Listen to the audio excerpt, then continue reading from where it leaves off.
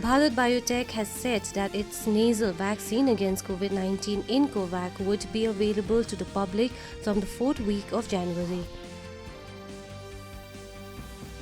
The government has reiterated that there is no plan to privatize Indian Railways. Railway Minister Ashwini Vaishnav also ruled out the operationalization of trains by private players.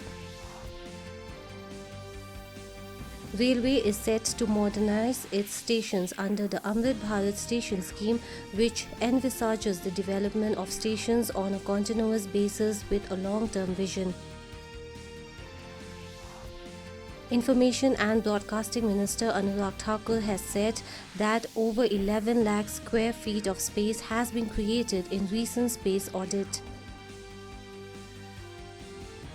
The Board of Control for Cricket in India (BCCI) has announced Team India squads for 2020 International and ODI series against Sri Lanka starting next week.